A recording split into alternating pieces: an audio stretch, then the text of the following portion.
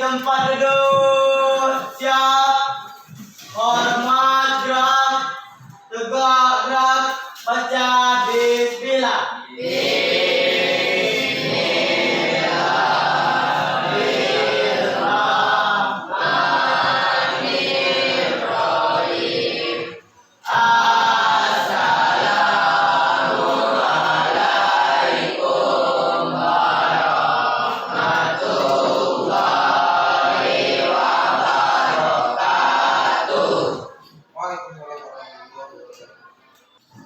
Adit, Fajar, Adit, Zam, tanggung jawab, Chelsea, Zin, Tafa, Farisa, Zin, Gima, Rahmat, Rowi, Zin, Alfa, Linda, Mahfazil, Melaulia, Zin, Dani Mulia, Nabil, Niki Jilanika, Rafi Kurnia, Muhammad Pani, Rizza, Ika, Wahyu, Yogas, Yuda, Rafa. Berarti yang izin, yang perempuan izin. Karena yang perempuan ada acara sosialisasi. Yang tidak hadir, Yuda Pratama. Nah, Assalamualaikum warahmatullahi wabarakatuh.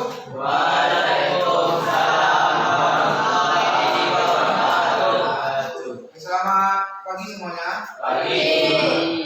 Kita bertemu kembali dalam pembelajaran coding dan kecerdasan artifisial.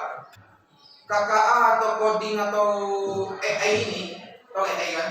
Artificial Intelligence atau kecerdasan artifisial. Nah, itu hampir sama dengan pembelajaran informatika. Kita belajar berpikir komputasional, kemudian algoritma. Sebelum kita melanjutkan, jadi nanti kita pada hari ini ialah tentang pengolahan data menggunakan berpikir komputasional. Pada pelajaran informatika, kalian belajar tentang prinsip-prinsip dari berpikir komputasional. Ada dekomposisi, abstraksi, ada algoritma, ada pattern recognition. Ya. Nah, pada hari ini kita khusus belajar tentang dekomposisi. Bagi yang sudah menggunakan HP, tolong buka scan barcode. Ada scan barcode yang punya? Silakan buka. Kalau tidak ada scan barcode, buka Google Lens di Google. Kalau tidak ada Google Lens-nya, buka di HP. Yang punya scan barcode, silakan scan dulu ini. Scan dulu ini. Jangan dimainkan dulu ya. Jangan dimainkan dulu.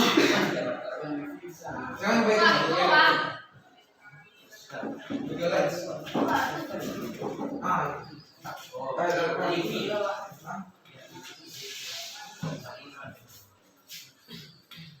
Buka ya.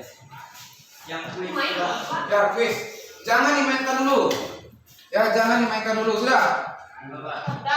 Google Lens tadi Pak. Ya, Google Lens. Dah, silakan dibuka HP-nya dah. Buka. Kalau bagian sudah masuk, jangan ada yang main dulu. Ya. Kalau seandainya tidak bisa masuk pakai barcode, masuk saja pakai Google. Pakai Google. Nah, klik Z-Quiz.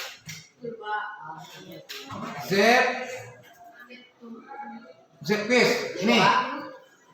Ya, masih loading. Kelihatan ini. Z-Quiz. Sudah. Kalau tidak bisa masuk ke barcode, silakan masuk ke Z-Quiz. Oh, bekas Google langsung buat Z-Quiz. Tidak usah scan, buat Z-Quiz hampir sama. Kita masuk lewat Google, jangan lewat barcode. Kalau saya tidak ada barcode, tidak apa-apa. Al-Fajar udah Al-Fajar? Belum. Nanti. Sudah ya? Sudah. Kalau udah masuk Z quiz kan seperti ini.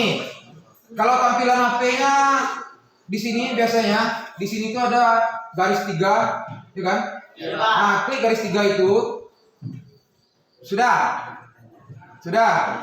Masuk dengan kode masuk. Udah masuk.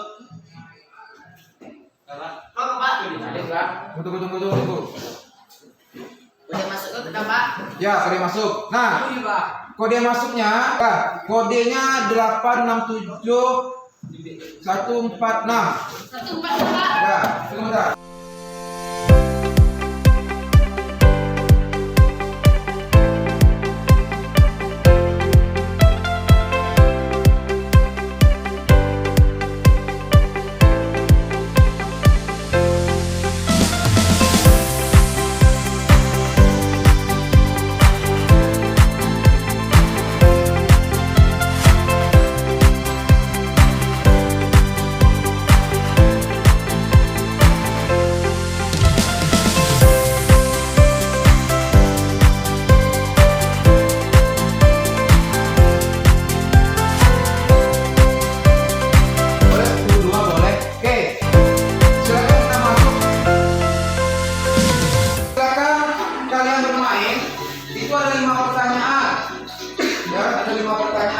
Silakan dimainkan kayak main ML, tarik bawah. Udah kayak stiker Pak. Nah, tuh bisa. Pun kan ya? Pun. Pun kan ya Pak? Hah? Jawab. Jawab. Klik jawaban. Contohnya, itu ada nih. Itu contohnya sebelum pergi ke Bandung, kamu perlu tahu berapa biaya perjalanan. Kita ini termasuk dalam langkah. Nah.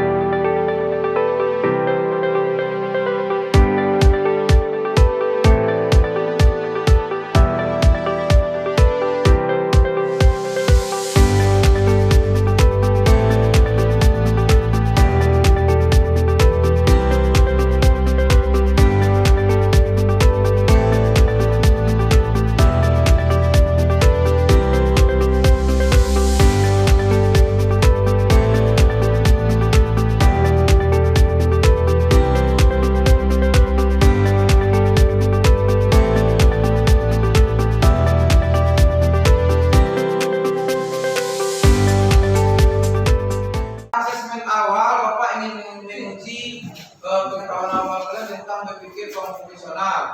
Nah, oke, di depan, yang belakang nampak. Di depan ada sebuah pertanyaan. Coba Niki. Kalau kalian ingin merencanakan perjalanan ke Bandung, data apa saja yang perlu kalian ketahui?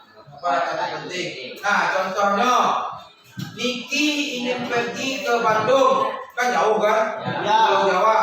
Nah, kalau Niki ingin pergi ke Bandung, perjalanan ke Bandung, data apa saja yang perlu Niki ketahui dulu?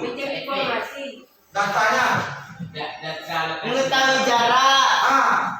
mengetahui Jarak. jarak tempuh, estimasinya berapa dari Solo ke Bandung, berapa lama perjalanan darat, ya.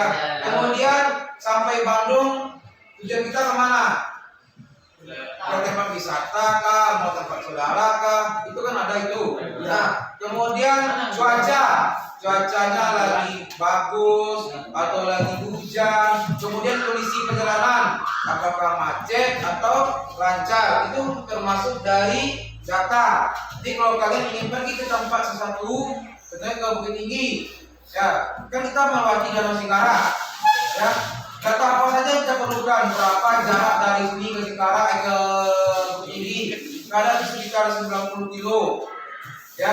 Atau berapa lama dari sini ke Bukit Tinggi? Ada sekitar 2 jam atau 3 jam, ya, tergantung dari berapa kecepatan motor yang kita bawa. Nah, itu maksud dari data yang kita butuhkan. Nah, yang kedua, coba baca Gema, silakan baca Gema.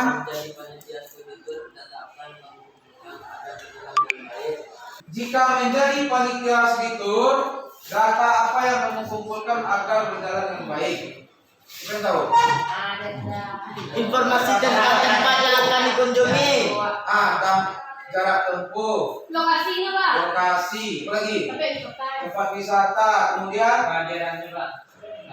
kehadiran dari peserta studitur. Kan contohnya SMP6 itu berjumlah 413 orang siswa, ya, berencana ingin pergi jalan-jalan ke Bandung atau ke Bali. Nah, kalau kita butuh mobil untuk mengangkut peserta studitur, ya kan, itu termasuk data. Kemudian ada nggak penyakit, contohnya mungkin mabuk atau ada sakit jantung, sakit yang lainnya, itu termasuk dari data yang kita butuhkan.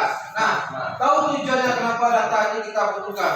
Supaya perjalanan kita berjalan baik, lancar, tidak ada yang sakit. Kalau ada yang sakit, kita ada obatnya. Itu termasuk dari tujuan data yang kita kumpulkan. Tahu ini gambar apa? Google Maps. Nah, di setiap handphone, HP, baik itu yang mahal, yang murah, tetap ada namanya Google Maps. Tujuannya untuk Mengarahkan. yang pertama menentukan, biar kena saset. Yang kedua, melihat jarak tempuh, waktu. Kan bisa tuh contohnya dari SMP6 ke rumah awak dianggap di Payung. Kan bisa tuh dari titik SMP6 ke Payung berapa jaraknya dan berapa waktu yang kita butuhkan. Ya. Nah, pernah menggunakan Google Maps? Nah, Selanjutnya, coba baca Evan. Oke, silakan baca Pan. Setelah kegiatan pembelajaran, peserta didik mampu 1. Mengidentifikasi data yang dibutuhkan untuk memecahkan suatu masalah data. 2. Mengelompokkan data ke dalam kategori waktu, jarak, kondisi, dan lain-lain. Merefleksikan pentingnya dekomposisi dalam memecahkan masalah. Nah, terima kasih Pak. Jadi tujuan kita pada hari ini dalam materi pada hari ini ialah yang pertama mengidentifikasi data yang dibutuhkan untuk memecahkan suatu masalah data. Dan maksud masalah data itu masalah yang kita temui baik dalam kehidupan sehari-hari. Yang kedua, mengelompokkan data ke dalam kategori waktu, jarak, kondisi, dan lain. Contohnya waktu. dari Cipinang ke Pasar Raya Solo itu berapa waktunya, kemudian berapa jarak yang kita tempuh, kemudian kondisinya apakah lagi macet, lagi banjir atau lagi lancar, kemudian merefleksikan pentingnya dekomposisi dalam pemecahan masalah. Nah, toh di dekomposisi. Dekomposisi itu artinya masalah yang besar itu kita uraikan menjadi satu hal yang kecil-kecil. Contohnya, si Dava menjadi ketua panitia ulang tahun adiknya. Kan ulang tahun itu ada cara kan? Contohnya kan. Nah, AC yang Dava butuhkan dalam 6 tahun tuh. Yang pertama apa? Kue, apa lagi? Balon atau dekorasi, apa lagi? Souvenir, kan pakai hadiah-hadiah tuh.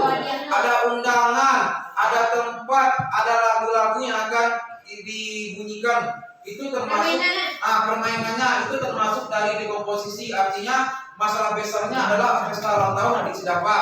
Nah, apa yang dapat pikirkan untuk memecahkan satu masalah tersebut? Diuraikan masalah tersebut jadi titik. Contohnya tadi kue ulang tahunnya dari lima di Bali kan, kemudian cetak undangan di mana, siapa yang menyampaikan undangan, itu termasuk dari dekomposisi atau memecahkan satu masalah menjadi bagian-bagian kecil. Sudah paham? Sudah ya? Nah, kemudian ini ada sebuah video, silakan ditonton. Ini cuma slide foto ya, silakan tonton dulu. Ini judulnya adalah rapat persiapan studi tour Pare Bromo Bali SMA Yapenda ya. Ini di Pare.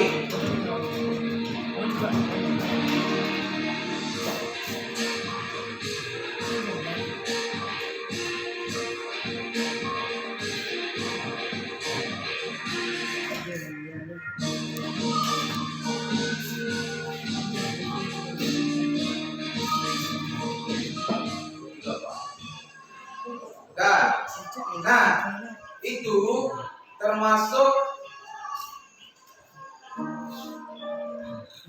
rapat dalam persiapan studi tour. Nah, coba baca ya, Yogas beritahu ini. Oke, silakan Yogas. Menurut kalian pelaksanaan tur apakah perlu disiapkan dengan baik? Serta apa saja yang diperlukan sebelum pelaksanaan Studi tour agar bisa berjalan baik. Oke, terima kasih ya Pak. Nah, jadi pertanyaannya menurut kalian pelaksanaan studi tour apakah perlu disiapkan dengan baik? Perlu nggak? Perlu. Umpamanya tadi apa yang studi tour ke Bali, contohnya atau ke Bandung. Perlukah kita mengadakan rapat? Perlu. Nah, data apa saja yang diperlukan sebelum pelaksanaan studi tour agar berjalan dengan baik? Nah, tadi sudah kita jelaskan data dari pesertanya, data dari tempat tujuannya, data dari perjalanannya, supaya perjalanan kita atau dalam pelaksanaan studi tour itu berjalan dengan baik. Nah, kemudian di depan materi tentang mengolah data. Bintang Johar.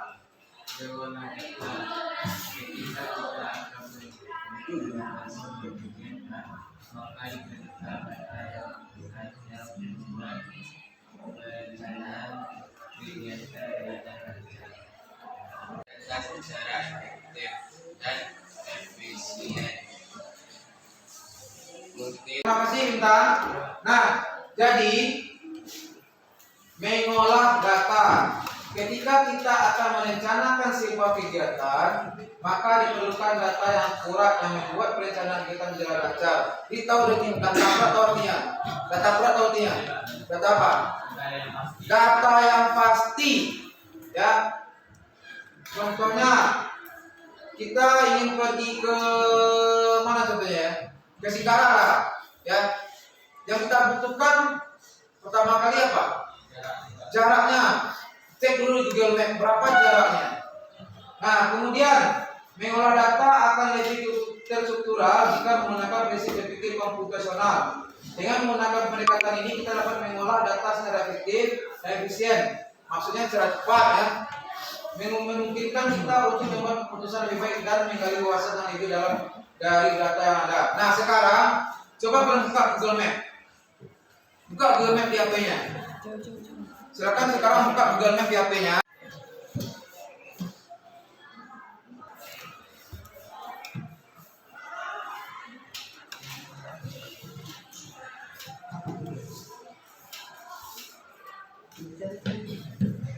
Jadi itu Singkara atau Dermaga Singkara. Dermaga Singkara.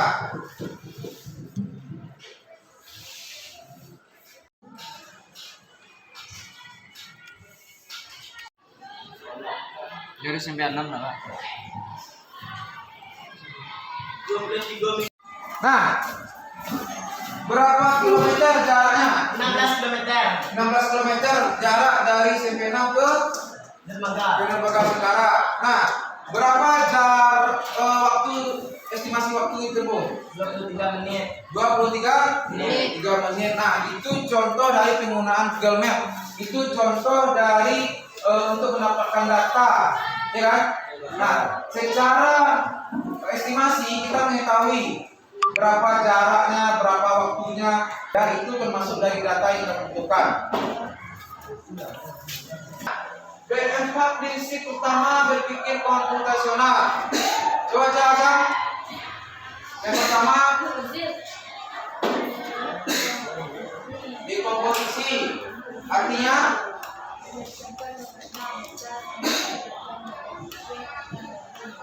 selesaikan. Contohnya ketika ingin membuat game edukasi, masalah besar membuat game.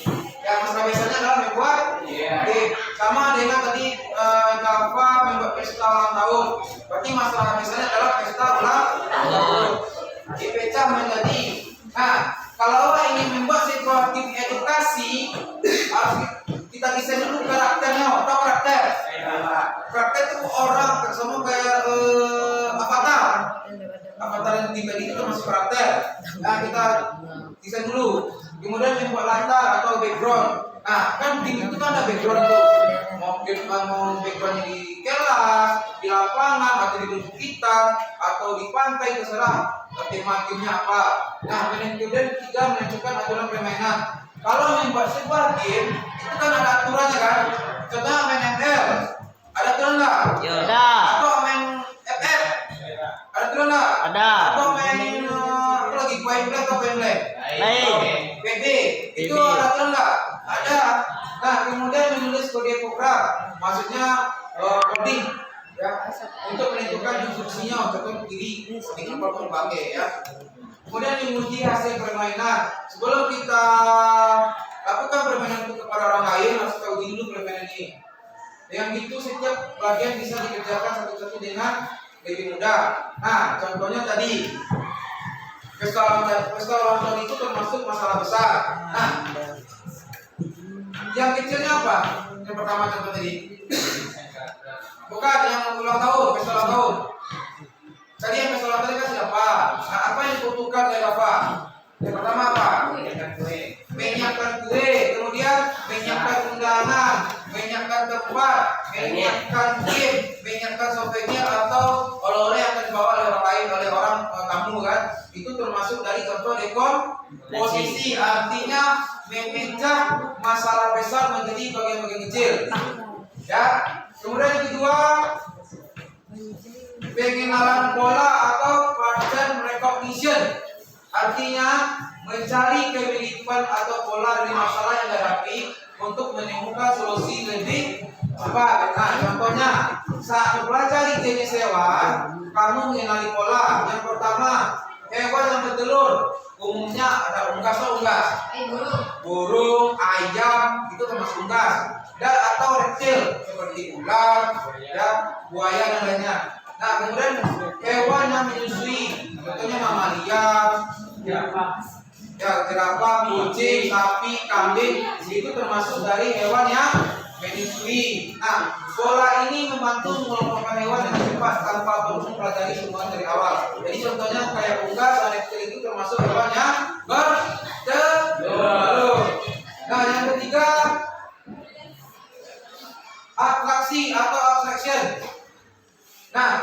artinya memiliki informasi penting dan mengabaikan hal yang tidak relevan. Contohnya, ketika membuat peta sekolah digital, kamu tidak perlu menggambar semua detail seperti daun di pohon. Yang penting adalah menampilkan lokasi ruang kelas, lapangan, dan kantin. Abstraksi membantu fokus pada bagian yang paling penting dari masalah. Nah, contohnya pernah kalian melihat sebuah peta. Baik, Pak. Nah, di peta itu kan cuma ada jalan, cuma ada gunung, dan ada danau atau lautan, ya kan? Yo. Nah, di peta itu nggak akan nampak deh kadai bunda, ya kan? Nggak akan nampak deh rumah awak di peta loh, kecuali peta Google Map. Tapi kalau petanya peta biasa, tidak akan nampak. Kenapa? Karena fokusnya hanya jalan, hanya tempat-tempat seperti gunung atau lautan atau danau. Tapi kalau seandainya ke rumah-rumah kita akan nampak, ya, kecuali peta digital yang Google Map, ya, itu lebih kompleks. Nah, yang keempat ada algoritma. Artinya membuat langkah-langkah berurutan atau instruksi petunjuk untuk menyelesaikan masalah secara sistematis. Contohnya langkah mencuci tangan dengan yang benar, basahi tangan dengan air, ya kan? Sebelum mencuci tangan kan dibasah 2 air, nah. Kemudian gunakan sabun secukupnya, gosok telapak dan punggung tangan, bilas dengan air bersih, kemudian keringkan dengan tisu. Nah, sama kayak membuat mie rebus. Kan kalau mie rebus tuh langkah-langkahnya kan rebus air, ya kan? Kemudian masukkan mie, masukkan bumbu, kemudian diaduk, masukkan ke wadah, ya kan? Itu contoh dari algoritma, artinya langkah-langkah. Contohnya pakai sepatu, pakai kaos dulu, baru pakai sepatu, dipasang tali, itu termasuk dari langkah-langkah.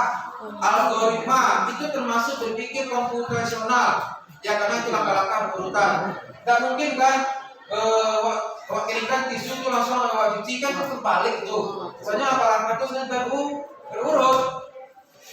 Oke. Nah, ini artinya. Coba Riksa baca di depan, Riksa. Oke, silakan baca Riksa. Pikir komputasional. Komputasional bukan berpikir berikut seperti komputer atau robot. Melainkan berpikir secara cerdas, teratur, dan logis. Misalnya, membuat teh manis. Ada urutan langkah yang harus diikuti. Mulai dari menyiapkan air panas, gula, dan teh. Ini adalah contoh berpikir komputasional itu memecahkan yaitu masalah dengan langkah-langkah yang terstruktur. Oke, terima kasih, Riksa. Nah, jadi berpikir komputasional bukan berarti berpikir seperti komputer atau robot. Pasti kalau berpikir dulu, nah, berpikir komputasional itu pasti menggunakan komputer, kan? Padahal tidak. Padahal berpikir komputasional itu artinya kita berpikir secara cerdas, teratur, dan logis, artinya terstruktur. Contohnya algoritma tadi, langkah-langkah membuat mie atau langkah-langkah mencuci tangan. Kemudian contohnya lagi langkah-langkah membuat teh manis. Ada langkah-langkah yang seperti mulai dari menyiapkan air panas, gula, dan teh. Ini adalah contoh pikir komputasional, itu memecahkan masalah dengan langkah-langkah yang terstruktur. Nah, ini bisa kita pakai di komposisi, bisa kita pakai abstraksi, bisa kita pakai algoritma atau pengenalan pola. Nah, ini dekomposisi. Dekomposisi dapat digunakan dalam kehidupan sehari-hari. Nah, misalnya saat membuat roti isi telur, ceplok, tahu ceplok? Telur sapi. Kita mulai dengan menyiapkan alat dan bahan, juga. Masukkan dulu kuali, masukkan dulu sendok minyak, telur, lalu mengaduk dan menggoreng telur. Menyiapkan roti dan menyusun isinya dengan membagi tugas menjadi langkah-langkah kecil, membuat sarapan menjadi lebih mudah dan menyenangkan. Nah, jadi sebelum awak menyiapkan sesuatu, lihat dulu langkah-langkahnya, apa saja langkah-langkah yang harus kita lakukan. Jangan sampai terbalik. Kalau goreng tapi nado minyak, nanti juga goreng kan bisa, kan? Jadi siapkan dulu alat dan bahan. Kalau nggak itu direbus. Nah, studi kasus. Sekolah akan mengadakan studi tour ke Bandung. Panitia harus menghitung waktu perjalanan antar kita sesuai jadwal. Agar penyelenggaraan lancar tentukan data yang diperlukan.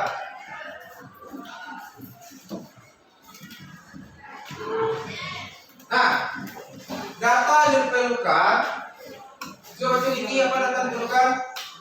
Data yang diperlukan adalah keberangkatan, waktu keberangkatan, tempo, jenis jalan, kondisi lalu lintas, cuaca.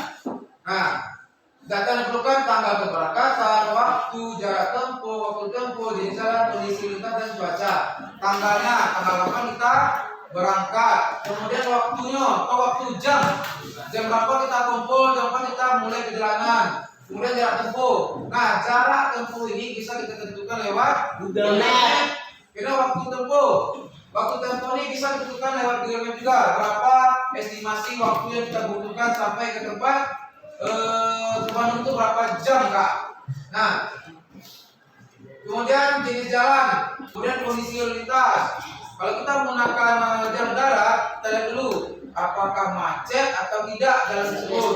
Kemudian cuaca. Nah ini masalah besar merencanakan studi tour ke Bandung. Hasil komposisi data yang diperlukan. Nah, ada tanggal, ada waktu, ada jarak tempuh. Ini bisa kilometer, bisa meter, bisa sentimeter. Kemudian estimasi waktu tempuh berapa jam, berapa menit, berapa detik. Ini jalan atau kota, ya, atau jalan lewat jalan-jalan mancing ke kampung bisa. Kondisi lintas macet atau lancar, kemudian cuaca kemudian cerah. Ini termasuk dari contoh data yang kita butuhkan. Nah, hari ini kita akan bagi kelompok. Sebelum itu kita break dulu. Pas, ya.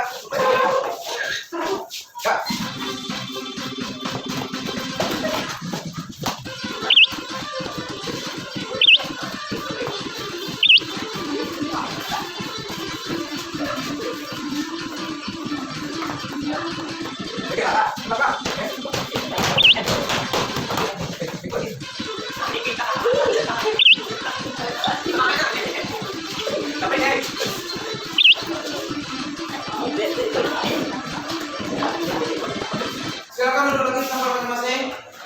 Kita akan bagi kelompok. Sesuai dengan absensi kalian. Nah, silakan lihat ke depan. Lihat ke depan.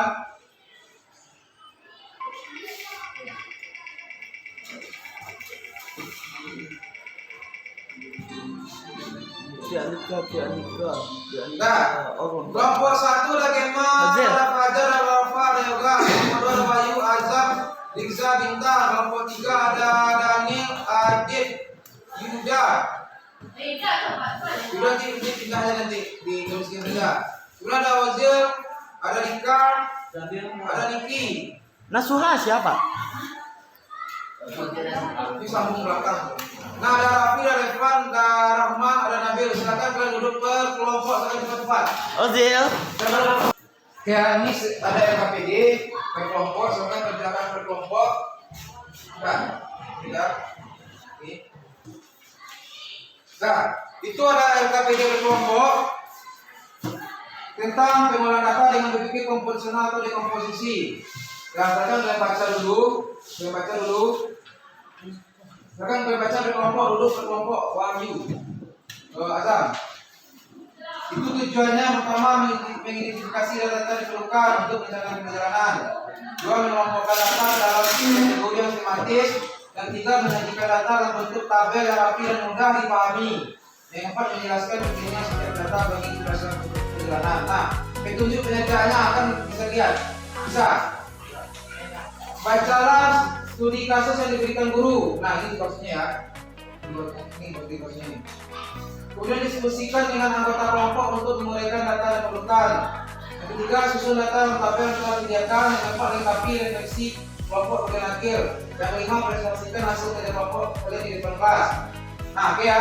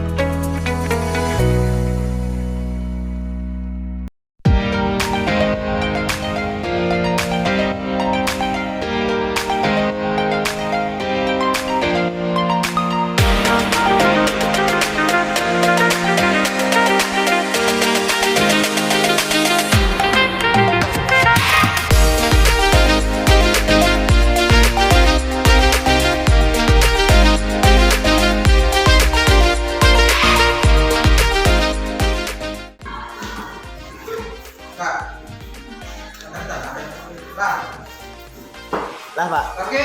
Nah, Bapak sedang berikan KPD berkelompok. Kita presentasikan satu-satu kelompoknya. Kelompok pertama, silakan Revan dan kawan-kawan depan. Silakan Revan dan kawan depan. Bacakan hasil dari Del. diskusinya. Baca Pak. Ayo Nabil. Rahman. Nah, silakan dibacakan hasil kelompoknya, yaitu tunggu.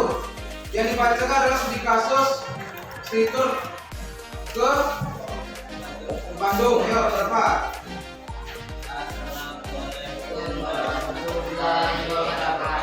Waalaikumsalam warahmatullahi wabarakatuh.